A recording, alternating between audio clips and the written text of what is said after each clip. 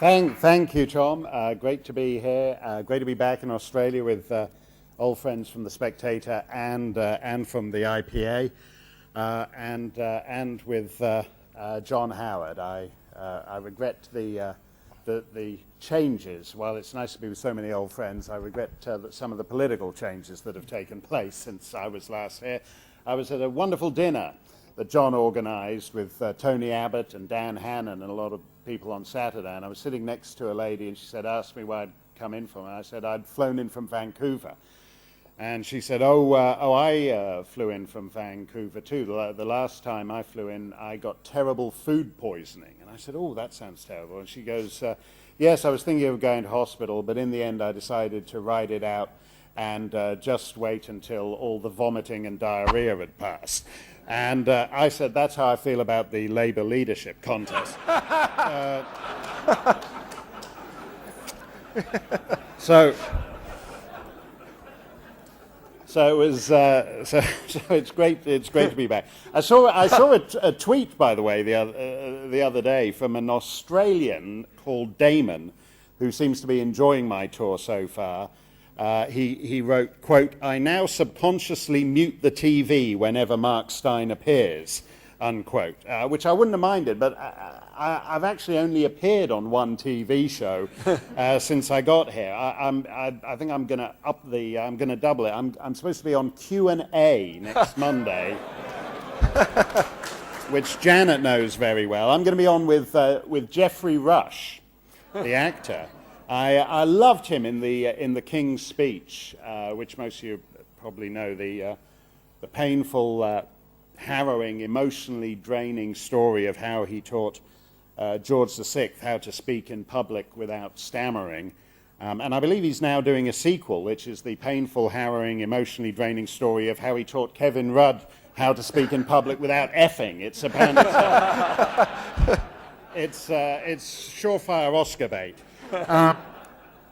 Here's my problem. I've no problem with Damon subconsciously muting his TV when I'm on. I have a problem when too many people in Australia and in Britain and Canada and Europe wish to use the power of the state to silence those with whom they disagree. We just heard from Tom about those famous words of Voltaire, which the left has modified significantly. I disapprove of what you say, but I will defend to the death my right to get you banned from saying it. It's one thing to wish, like Damon, to live in a kind of psychological one-party state. It's quite another thing when you actually get the courts and the broader climate of opinion to shrivel the bounds of public discourse at precisely the time we need to widen them. So our lesson for today comes from Edward Grey, the British Foreign Secretary a century ago. On August 3rd, 1914, on the eve of the Great War, Sir Edward stood at the window of his office in the summer dusk, watched the London lamplighterers going about their daily duty of lighting the gas lights, and he observed the lamps are going out all over Europe. Today, the lamps are going out on liberty all over the Western world in a more subtle and elusive and profound way. And I'm here tonight because I want to relight those lamps. We are less free than our grandparents in almost every particular, not least property rights. Every aspect of our lives is increasingly micro-regulated. The government is in our trash cans, in our light sockets, in our toilets. The one exception to the trend is that we have more sexual freedom than we used to. You're free to get it on with whoever you like, whatever you like, in whatever permutation you like, because these days sexual license is about the only thing you don't need a license for. When you get beyond that distraction, the withering of liberty is real. And one reason we don't notice it as much as we should is because increasingly we're not free to talk about it. So aside from Edward Grey, I would also like to cite the words of Salman Rushdie, speaking at Columbia University. Quote, "Free speech is the whole thing, the whole ball game. Free speech is life itself." He said those words 20 years ago in the early days of the Ayatollah Khomeini's fatwa against him for the crime of writing a novel, a work of imagination. And the Ayatollah's mob contract is still in force. Just a few weeks ago, Sir Salman cancelled an appearance at a literary festival in India when a plot to assassinate him at the festival was uncovered. All that has changed over those 2 decades is that where once in the late 1980s he could count on the full-throated support of the government and of public opinion and of his fellow artists, today the government and many others around the Western world are far more muted in their support of his right to say what they want. And artists in particular are pathetic on this issue. This is a group of people who congratulate themselves far more than soldiers and firemen do on their courage. And yet all these brave, courageous artists are silent at the shriveling of free speech around the West today.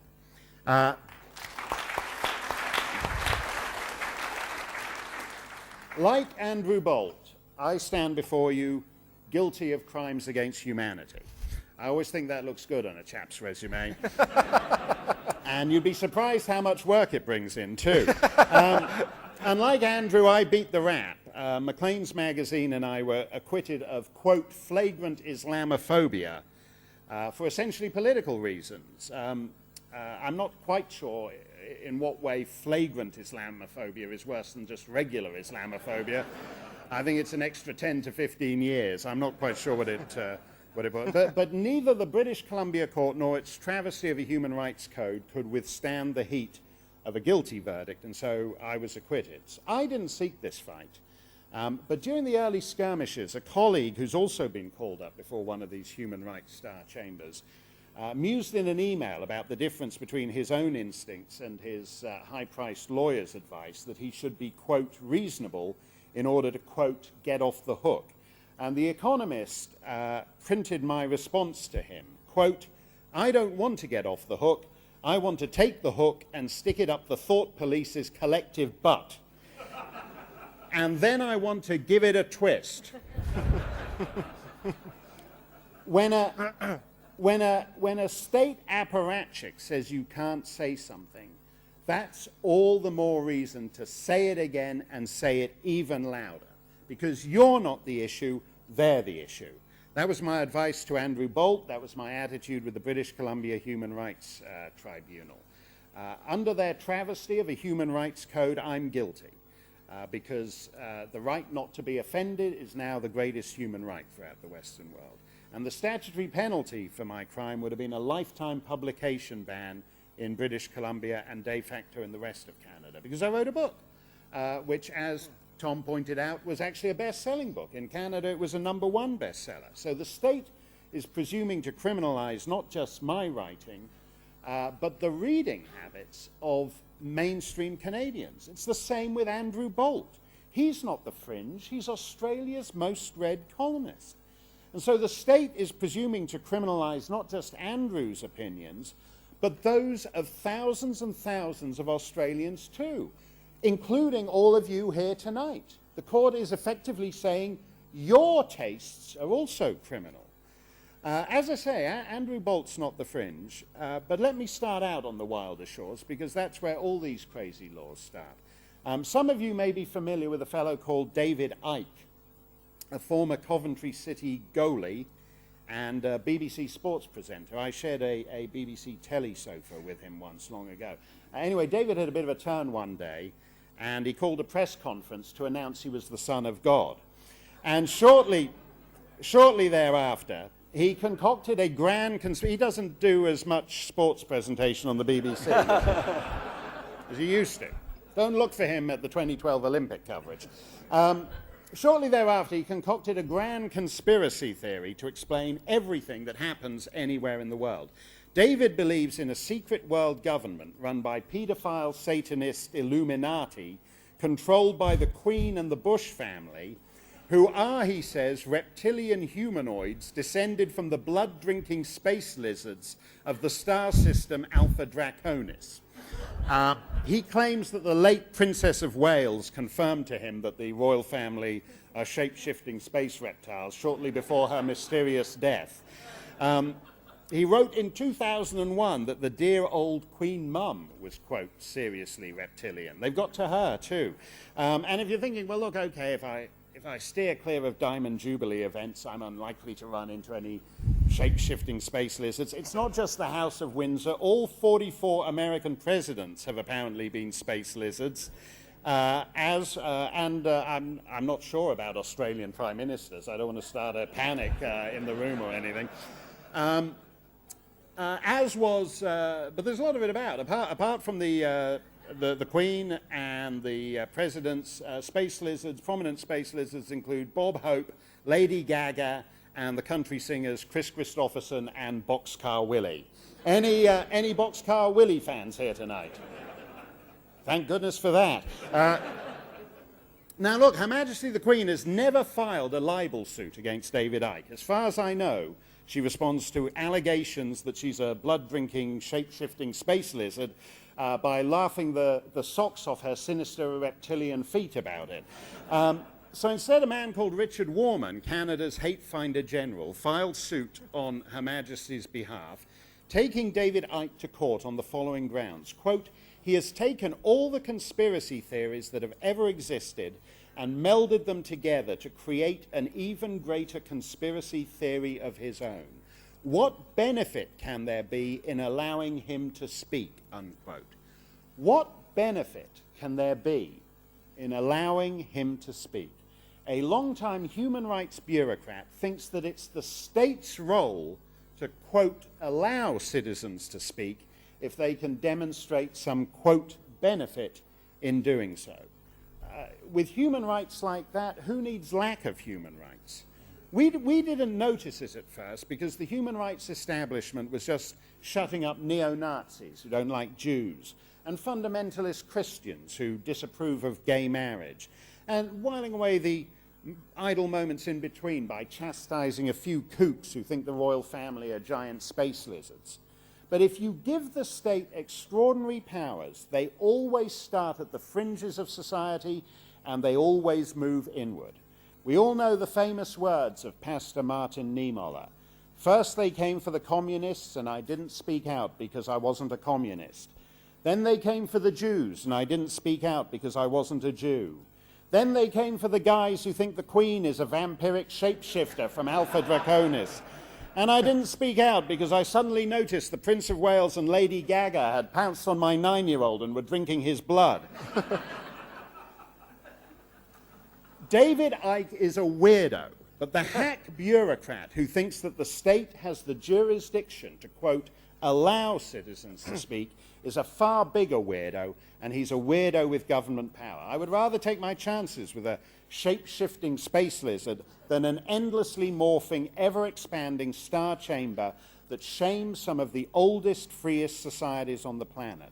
The assumptions underpinning that question, what benefit is there in the state allowing you to speak, have advanced dramatically, from neo-Nazi losers in their parents' basements to conspiracy theorist gurus to Canada's leading news weekly to the leader of a major Dutch political party to Australia's most read columnist. In such a world, how many more of us will discover the state can find no, quote, benefit in allowing us to speak?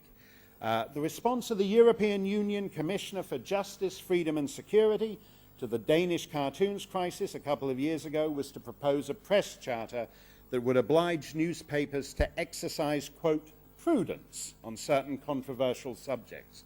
The response of Tony Blair's ministry to the problems of his own restive Muslim populations was to propose a sweeping law dramatically constraining free discussion of religion. The French writer Michel Houellebecq was taken to court for the opinions of a fictional character in his novel. Now, America, for the most part, is still different. It has the First Amendment. Around the time the Canadian Human Rights Commission began investigating my writing, the US Senator Larry Craig had an unfortunate run-in with the undercover cop in the adjoining stall of the Minneapolis airport men's room. Senator Craig was arrested for sliding his foot under the stall divider and twirling it in a George Michael-like manner. And And I was amazed to read in the newspaper a story announcing that Senator Craig's lawyer had filed a brief arguing that the foot gestures he supposedly made under the bathroom stall divider were constitutionally protected speech under the First Amendment. What a fabulous country. In Canada, according to the Canadian Islamic Congress, freedom of speech doesn't extend to my book. In Australia, according to the courts, freedom of speech doesn't extend to the Herald Sun. But in America, Senator Craig's men's room semaphore is covered by the First Amendment. From now on, my advice to anyone is don't write about radical Islam, just hit on imams in bathrooms. It's a lot safer.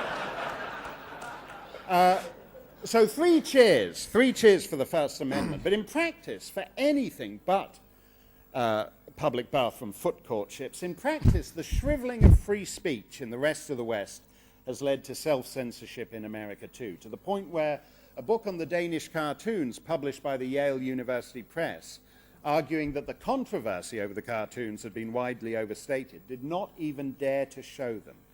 Even in America, free speech is retreating into preemptive surrender. The weirdest aspect of that case for me was the day they devoted to discussing my jokes, not merely whether my jokes were lame, but whether they were in fact illegal and against the law. And indeed, whether they flew in expert witnesses from Philadelphia and Toronto to discuss whether my tone was not merely inappropriate, but criminal. This is 21st century Canada, where it's apparently entirely normal for judges to preside over trials of jokes. Immediately after wrapping up their inquisition of my gags, the genius jurists in British Columbia announced that for their next show trial, they would be prosecuting a Toronto stand-up comic. He appeared at a late-night comedy club, and he was berated by two drunken hecklers, whom he silenced with some brusque put-downs. Unfortunately for him, the hecklers were lesbians who subsequently sued because he deprived them of their human right to heckle lesbianically. Question: how many lesbians does it take to change a light bulb? Answer: that's not funny, but it is actionable. Guy Earle, the comic, was convicted and fined $15,000. How many statist apparatchiks does it take to turn out the lights on core Western liberties? Far fewer than you think. Old, settled democratic societies do not prosecute jokes. Some of you may remember a fellow called the Reverend Canaan Banana. In 1980, he became the first president of post-independence Zimbabwe, and I remember at the time it was said to be a little parting jest by the British to set up the first literal banana republic. Anyway, folks in Zimbabwe also found it a pretty funny name, so Parliament passed an act making it illegal to make jokes about his name. It didn't do him much good. A few years later, it emerged that the Reverend Banana had seduced his bodyguards, his chef, his gardener, several policemen and Air Force officers, and most of the players on the Zimbabwe government football team. And poor old Canaan Banana found himself on trial for sodomy. As it happens, I met his wife years later in a chip shop in the East End of London, of all places. I don't know, apparently that's where the Zimbabwean Police Witness Protection Program resettled. I don't know. Anyway, by that point, the law forbidding jokes about the presidential name couldn't help him. Who needs gags when you've got headlines like, "Banana forced officer to have sex"? That's from The Guardian. And "Banana appeals against sodomy conviction." That's the BBC. And my personal favourite from the London Daily Telegraph, after President Banana fled to South Africa, quote, "Hand over banana," Mandela told. But that's the point, you know. It's places like Robert Mugabe's Zimbabwe that criminalise jokes. And there's something very wrong when Canada and Australia and Western Europe suddenly find themselves tiptoeing down the same path.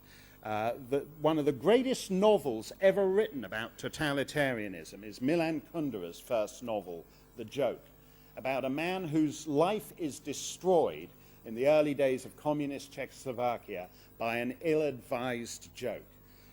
And anyone who reads that book understands that initially is attracted by the absurdity of the plot, but eventually comes to understand that it gets to the heart of the touchiness and insecurity of totalitarianism, that they cannot stand a joke.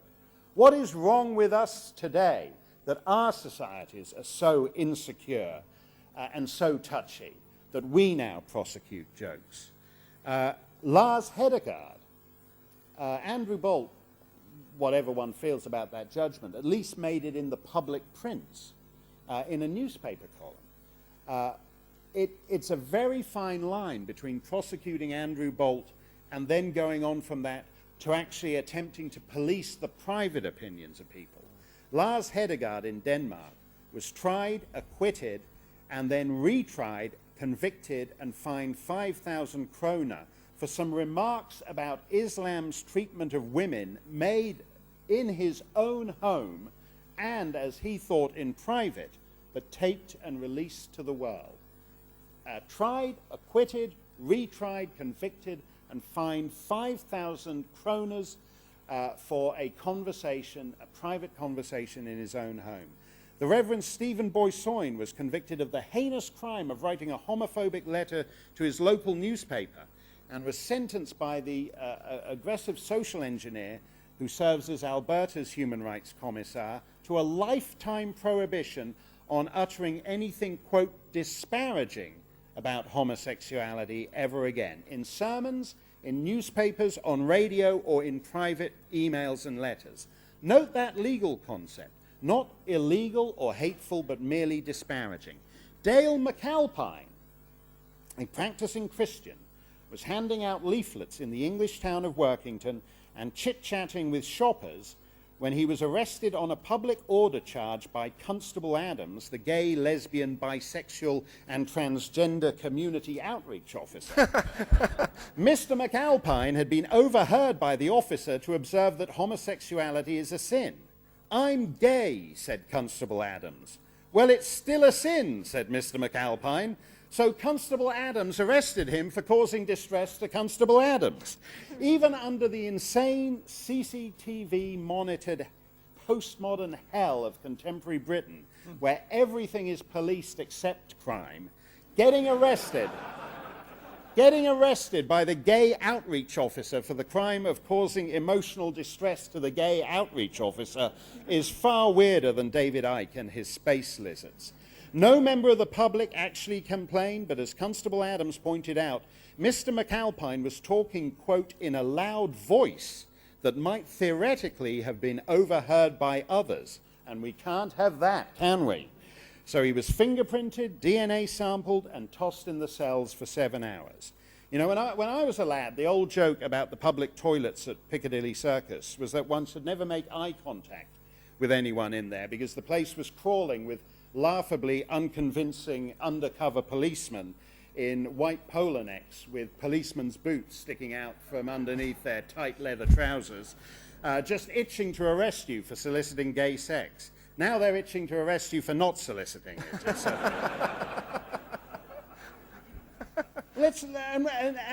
And you don't have to worry about Constable Adams being around. It might just be a co-worker or even a co-playmate. 14-year-old Cody Stott asked her teacher at Harrop Fold High Street if she could sit with another group to do her science project, as in hers, the other 5 girls all spoke Urdu, and she didn't understand what they were saying. The teacher called the police, who took her to the station, photographed her, fingerprinted her, took DNA samples, removed her jewelry and shoelaces, put her in a cell for 3.5 hours, and questioned her on suspicion of committing a Section 5 racial public order offense. An allegation of a serious nature was made concerning a racially motivated remark, declared the headmaster, Anthony Edkins. The school would not stand for racism in any form. In a statement, Greater Manchester Police said they took hate crime very seriously and their treatment of 14-year-old Cody was in line with normal procedure. Indeed it was, and that's the problem.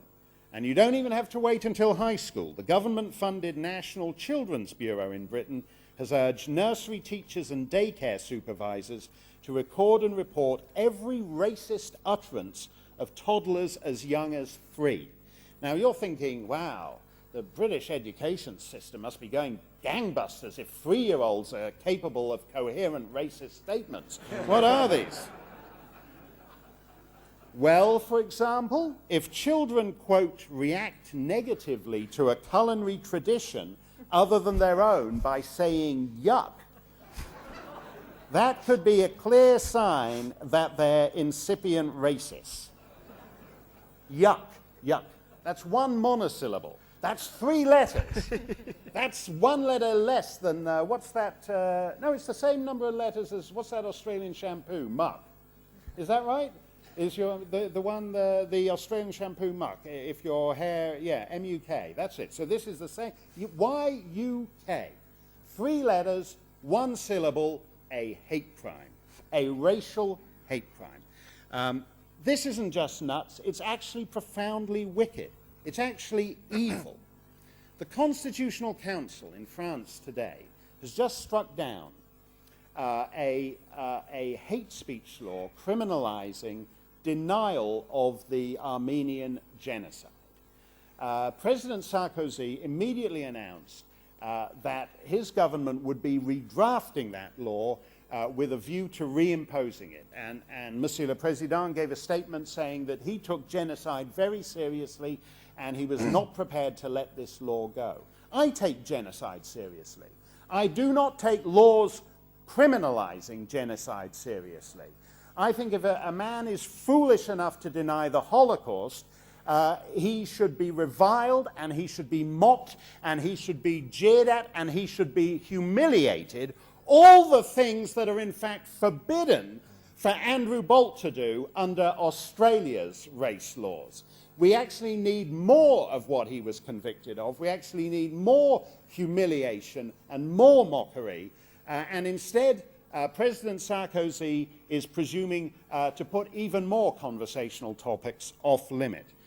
When you accept that the state has the right to criminalize genocide denial, you're conceding an awful lot. You're accepting, apart from anything else, that the state, in ruling one opinion, first Holocaust denial, and then another opinion, Armenian genocide denial, out of bounds, that the state will be content to stop there. As is now clear, it isn't. Restrictions on freedom of speech undermine the foundations of justice, including the bedrock principle of equality before the law. On Saturday, Mohammed Ansar of the Muslim Council of Britain tweeted that the rise of Islam in the West was now beyond reversal. And when some complacent secular ninny queried this, Mr. Ansar tweeted back, check the birth rates. By the way, I like the hashtags on this Twitter thread. The secular lefty who queried whether Islam would dominate used the hashtag, it's not a competition. When Mohammed told him to go back and check the birth rates, he used the hashtag, it's never a competition to the guy coming last, which I thought was like pretty cute for a triumphalist. Anyway, somebody then tweeted back to warn Mohammed Ansar that Mark Steyn had been hauled into court for saying the very same thing about Muslim birth rates, so he better be careful. And he's right, I did. I quoted the Vienna Institute of Demography that predicted by 2050 a majority of Austrians under the age of 15 will be Muslim. This is a country that just a generation or two back was 90% Catholic. I mean, that's a pretty rapid transformation. Salzburg, 1938, singing nuns, Julie Andrews, how do you solve a problem like Maria? Salzburg, 2038, how do you solve a problem like Sharia? That's in 1 century.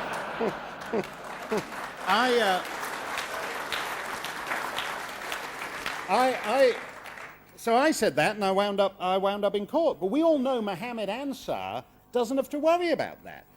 When I discuss Muslim birth rates, it's a hate crime. When a guy from the Muslim Council of Britain makes the same argument, it's just part of the rich, vibrant tapestry of diversity. Same words, but he can say them, I can't. One of the great strengths of common law has been its general antipathy toward group rights, because the ultimate minority, the minority that matters, is the individual. The minute you have collective rights, you require dramatically enhanced state power to mediate the hierarchy of different victim groups. And in a world of Islamophobic gays, homophobic Muslims, and white blacks, it's tempting to assume the whole racket will collapse under the weight of its own absurdity. But it won't, because the law bends to those who mean it the most. In 2007, Tony Blair's ministry passed a law, in effect requiring elementary schools to teach kindergartners and other youngsters all about the joys of same-sex marriage. You know the kind of books.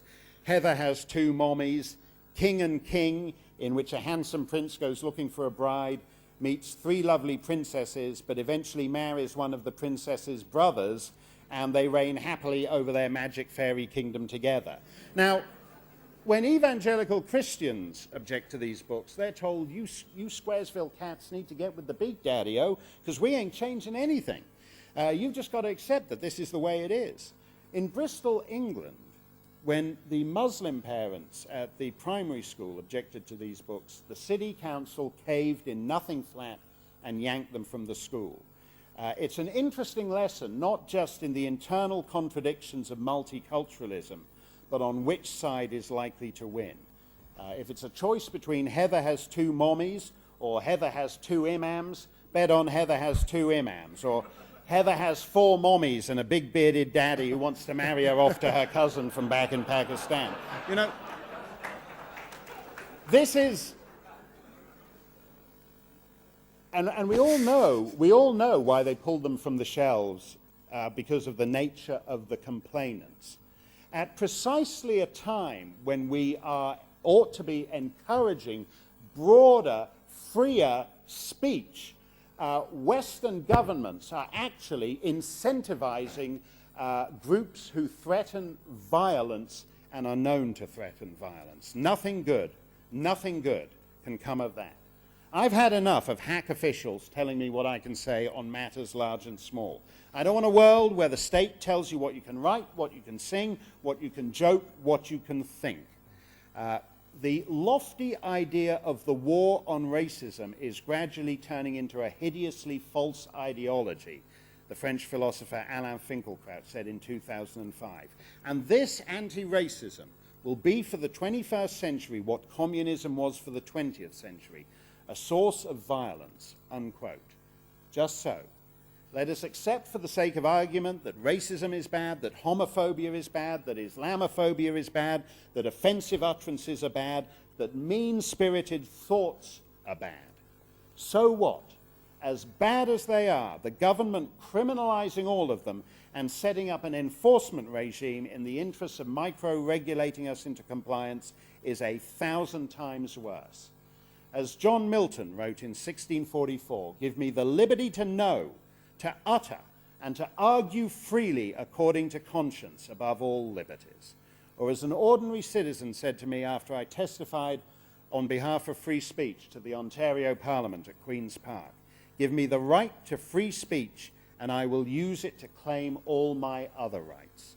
Conversely, if you let them take the right to free speech, how are you going to stop them taking all the others? We are on the brink of historic geopolitical changes. Much of the Western world is insolvent. Countries like Greece are sliding off the cliff. If ever there were a time to expand the bounds of public discourse, this is the moment. Yet instead, we are shuffling into a psychological bondage of our own making. Andrew Bolt's views on Aboriginals, mine on Muslims, the Canadian nightclub comics on lesbians, the 14-year-old schoolgirls on Urdu speakers, none of that is in the dock.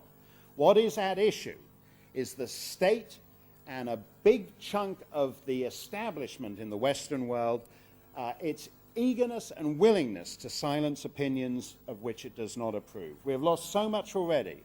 The plays we will never see, the books we will never read, the movies that will never be made. And to reprise Edward Grey one last time, when it comes to free speech, the lamps are going out all over the world. One distributor, one publisher, one silenced novelist, one cartoonist in hiding, one murdered film director, one sued newspaper columnist at a time. It's time to stop it, to reverse it, and to relight the lamps of liberty. Thank you very much indeed.